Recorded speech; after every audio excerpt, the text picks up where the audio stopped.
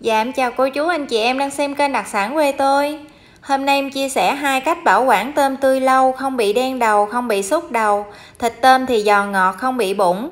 Đặc biệt là em chia sẻ cách chế biến tôm đã qua bảo quản, làm sao vẫn giữ được màu sắc tươi mới của tôm. Và khi ăn thì tôm vẫn giòn ngọt như là tôm tươi mới vậy đó. Và tất nhiên là để bảo quản được tôm tươi thì khi mình mua tôm thì tôm cũng phải còn tươi ha. Chứ mình mua mà tôm nó cũ, nó rụng đầu hết hoặc là nó chết lâu á thì mình bảo quản không có cách nào mà tươi được hết ha. Thì ở đây á, cái tôm này thì em mua nó cũng đã chết hết rồi. Em mua lúc là nó còn sớm nhưng mà bây giờ cũng mấy tiếng đồng hồ thì nó cũng không có còn sống nữa. Thì hôm nay em sẽ bảo quản cái tôm này để khi mà thành phẩm, khi mà em chế biến ra thức ăn á, thì anh chị xem coi cái tôm này nó như thế nào ha. Trước khi bảo quản tôm thì em sẽ rửa cái tôm này cho thật là sạch. Em cho vào đây là nửa muỗng canh muối. Và mỗi một cái chi tiết em làm á, nó đều có liên quan đến cái việc bảo quản hết á. Thì anh chị chịu khó xem, mình đừng có vội tua ha. Cũng như là mình chờ xem hết video để xem cái kết quả nó như thế nào ha.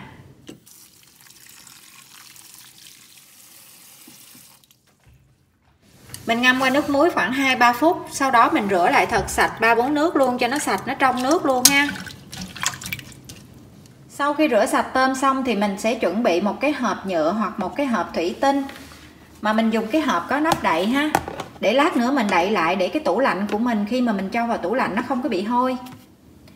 Và trong cái hộp này á, thì em cũng cho vào đây là một ít nước lạnh. Nếu mà không có thì mình cho cái nước bình thường. Và mình cho một ít đá vào đây. Có nghĩa là để cho cái nước của mình nó thật lạnh. Nó lạnh trước khi mình cho tôm vào. Và ở đây cái lượng nước á, thì mình sẽ dùng cái lượng nước mà mình nhắm chừng nó xem xét cái phần tôm mà mình muốn bảo quản đó là được rồi, chứ mình không có cần phải cho nhiều lắm đâu ha. Thì ở đây em dùng nó khoảng nửa lít nước á. Nó khoảng nửa lít nước thì em sẽ cho vào đây là 1 muỗng cà phê muối ăn của mình đó. Ông bà mình có cái câu là cá không ăn muối cá ương, cho nên là mình sẽ cho muối vào đây để tôm của mình không có bị ương ha. Rồi mình sẽ cho cái tôm mà mình cần bảo quản vào đây. Đó, mình cho vào là cái tôm của mình, thứ nhất là nó ngấm một tí xíu muối nè. Và cái độ lạnh nó có sẵn nữa. Rồi khi mình cho vào trong ngăn đá tủ lạnh thì nó sẽ rất là nhanh, nó nhanh lạnh lên nữa. Cái tủ lạnh nó sẽ làm cho nó lạnh thêm nữa. Thì như vậy là cái tôm của mình nó được bảo quản rất là tốt. Xong rồi mình sẽ đậy nắp kín lại. Rồi mình cho ngay vào trong ngăn đá tủ lạnh. Và còn một cách nữa là em sẽ dùng cái túi zip, cái túi ziplock nè, để lát nữa mình đóng lại cho nó kín. Cách này thì nó sẽ gọn tủ hơn.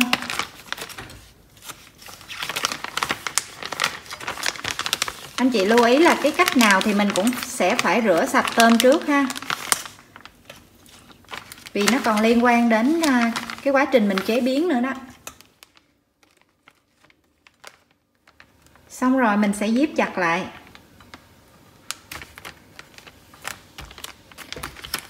Mình chỉ xếp tôm một hàng như vậy thôi. Và khi mình cho vào tủ lạnh thì mình để ở cái vị trí nào mà cái hơi lạnh nó có tốt nhất. Nó tốt nhất để cho con tôm nó lạnh nhanh nhất có thể. Đó. Như vậy là mình cũng cứ cho vào trong tủ lạnh.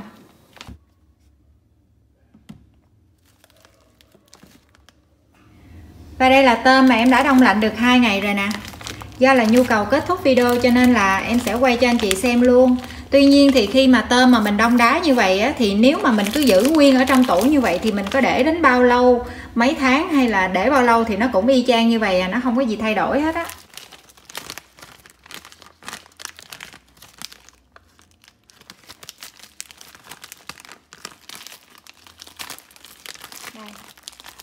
Nó giữ nguyên cái hiện trạng của con tôm sống nè.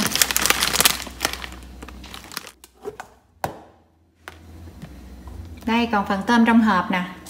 Đó, nó đông cứng ngắc như vậy nè. Và cái con tôm thì nó cũng còn tươi xanh, tươi trong giống như là con tôm sống, tôm mới nè. Mà cái tôm hôm bữa thì em quay thì anh chị thấy rồi đó, tôm là do em mua để lâu á cho nên nó cũng đã chết rồi. Chứ nó không phải là con tôm sống nữa. Nhưng mà nó cũng còn tươi. Cái cách này á, thì mình có để cả năm thì cái con tôm nó vẫn còn y nguyên à, nó không có hình, không có thay đổi gì hết. Với điều kiện là anh chị không được rã đông, mình cứ giữ nguyên như vậy thì mình sẽ để được rất là lâu, để bao lâu nó cũng không hư hết á. Trước tiên thì em sẽ cho nước vào đây để em rã đông cái phần tôm này.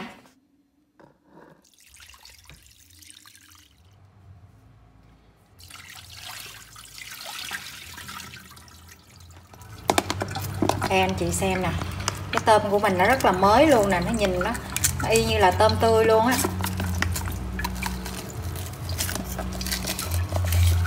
Đây, đó, con tôm mình nó còn tươi nguyên trong luôn nè, đầu tôm nè. Đó, thì như vậy nè, mình vừa xả đông ra, mình rã đông ra nó còn lạnh, mình cảm giác là cái con tôm mình nó còn lạnh nè, và nó còn cứ mình cảm thấy là con tôm nó còn lạnh và nó hơi cứng cứng nhẹ là mình đi chế biến được rồi ha. Mình không có để cho nó mềm hẳn ra, hoặc là mình để lâu, hoặc là mình để cho nó hết lạnh luôn mình mới đi chế biến. Thì như vậy cái tôm của mình nó không có còn lạnh, nó mất đi cái độ lạnh thì nó sẽ rất là nhanh hư luôn, và nó sẽ đen đầu, nó sẽ chuyển hóa dần và cái đầu nó sẽ đen. Đó, đây anh chị xem nè, con tôm nè y như mới luôn nè. Đó, em sẽ chế biến cho anh chị xem cái món tôm luộc. Em sẽ dùng con tôm này em đi luộc cho anh chị xem, để xem cái thịt tôm sau khi mà mình chế biến đúng cách thì cái con tôm, cái thịt tôm mình ăn nó sẽ như thế nào. Đối với cái tôm này á, thì mình không có cần phải ngâm nước lâu. Đây em làm như thế này nè, em chỉ cần xối nước vô, mình lia nước qua thôi là nó đã mềm rồi, nó mềm vòng ở ngoài là được rồi.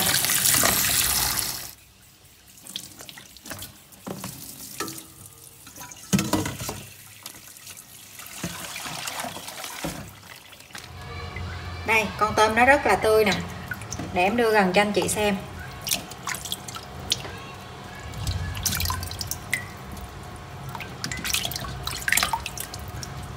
Đó, con nào cũng giống con nào hết á.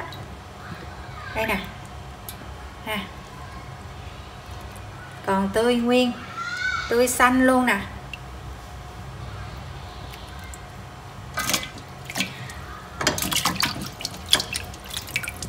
Rồi mình muốn bóc vỏ tôm thì cái con tôm hiện tại là nó vẫn còn đang cứng ha, mình nhúng qua nước là nó đã mềm xung quanh rồi, chứ nó chưa có kịp mềm ở bên trong đâu.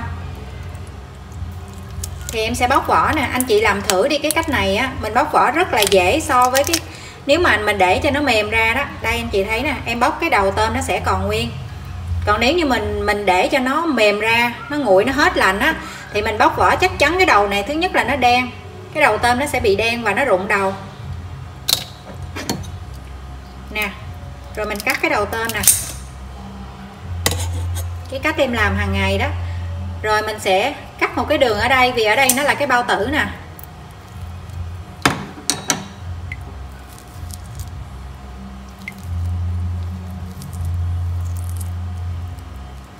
Đó, cái bao tử con tôm.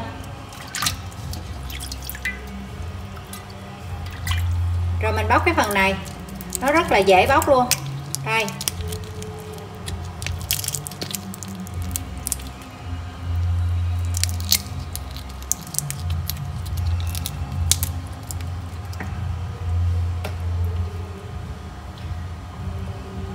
đó, mình làm như vậy thì mình bóc con tôm ra nó rất là còn nguyên luôn nè, anh chị xem nè, còn nguyên luôn, không bị mất đầu, không bị rụng đầu gì hết. Sau khi bóc xong á, thì nếu như anh chị muốn ướp thì anh chị nên ướp nước mắm, thì nước mắm mình ướp rất là, cái tôm nó rất là nhanh thấm. Anh chị ướp khoảng chừng 3 phút thôi là mình đã đi xào nấu được rồi, mình không có cần phải ướp quá lâu, nó sẽ bị hư tôm ha, tôm nó sẽ không còn độ tươi nữa. Đó, rồi như vậy thì mình rạch thêm cái đường này, mình sẽ rạch cái đường này nè để lấy cái chỉ tôm nè. Con tôm này nó rất là sạch, nó không có chỉ tôm, cái chỉ tôm nó rất là sạch, không cần phải lấy.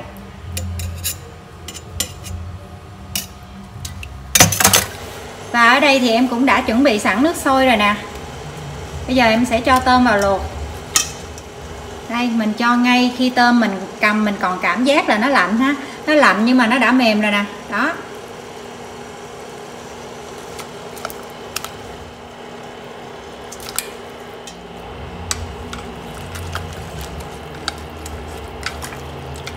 tôm thì mình luộc vừa chín tới thì tôm nó mới ngon. Nếu mà mình luộc lâu quá thì con tôm nó sẽ bị khô. Mà tôm này là mình đông đá, cho nên là khi mình cho vào đây thì nó sẽ chậm sôi, bởi vì cái con tôm nó lạnh. Thì cái khoảng thời gian mà nó sôi trở lại thì nó cũng hơi lâu, nó khoảng 3-4 phút. Mình chờ cho đến khi cái nước tôm này nó sôi bừng trở lại. Sau đó thì mình chờ cho nó sôi bùng lên khoảng 1,5 phút nữa là mình vớt ra là được, là con tôm nó sẽ ngon nhất. Bởi vì nãy giờ nó cũng đã hơi chín chín ở ngoài rồi, mình chờ cho nó sôi lên nữa thì mình vớt ra là được. Nó sôi bừng như vậy được hơn 1 phút rồi nè. Bây giờ em sẽ vớt tôm ra nhanh nè. Mình tắt bếp luôn. Đây là dĩa tôm được luộc từ tôm đông lạnh. Thông thường thì tôm đã đông lạnh thì không ai thích mà mình đem đi luộc hết á. Bởi vì khi cái món luộc là cái món rất là khó làm nhất, mà cái tôm phải còn tươi ngon thì mình luộc nó mới ngon. Đây, cái tôm này là cái tôm mà lúc nãy mình lột trước nè. Đó anh chị xem nè. Cái thịt của nó còn nguyên xớ ha, và không có dấu hiệu bụng. Bây giờ em sẽ xé ra cho anh chị xem nè. Đó, rất là dai ha. Và cái thịt nè, đó còn nguyên xớ nè. Đây, thịt tôm nó rất là dai nè anh chị xem nè. Đó. Cái tôm mà nó đã bụng rồi á, thì thường là nó sẽ không bao giờ có được cái xới này. Mình xé đến đâu là nó sẽ bụng ra và nó mềm, nó không còn cái xới này nữa. Đó. Em sẽ lột một con mới cho anh chị xem ha.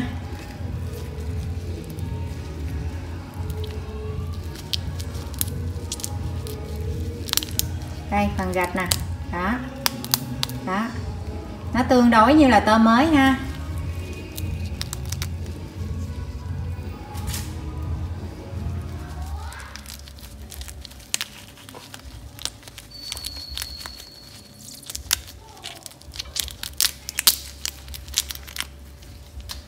Đây, y chang như là tôm tươi, tôm mới. Đó, giống như là tôm sống mình mới mua về mình luộc luôn đó. Màu sắc tôm nhìn rất là tươi. Và khi mình luộc xong thì vẫn còn nguyên đầu nè. Đó, phần gạch vẫn còn nè. Còn y nguyên nè. Phần thịt nè.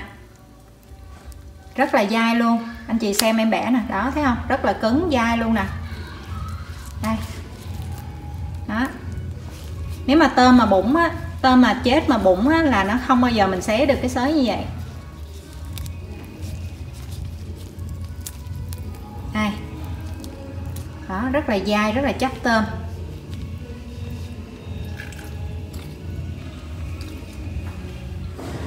Đây cái thịt tôm nè, anh chị xem nè. Cái thịt tôm nó chắc, nó dai, nó chắc và nó giòn, mình ăn nó giòn y như chang như tôm mới luôn. Nó giòn và ngọt như tôm mới vậy đó. Hôm nào nếu như anh chị em nào mà trước đây mình đã chế biến cái tôm đông lạnh mà mình làm chưa có đúng á, mình chế biến ra mà nó bị mềm á, nó bị tôm nó không ngon, không tươi á, thì hôm nào anh chị làm thử cái cách của em đi ha. Hy vọng là video hôm nay sẽ có ích cho những ai mà trước đây đã bảo quản tôm chưa đúng cách. Em cảm ơn anh chị đã xem hết video. Nếu thích video thì nhớ tặng cho em một like và một nút đăng ký kênh, và nhớ chia sẻ cho bạn bè và người thân của mình cùng xem cho vui ha. Và nếu như ai có ý kiến gì hay có cái cách nào hay hơn thì hãy để lại bình luận bên dưới để cùng chia sẻ với mọi người. Bây giờ thì xin chào và hẹn gặp lại ở video tiếp theo.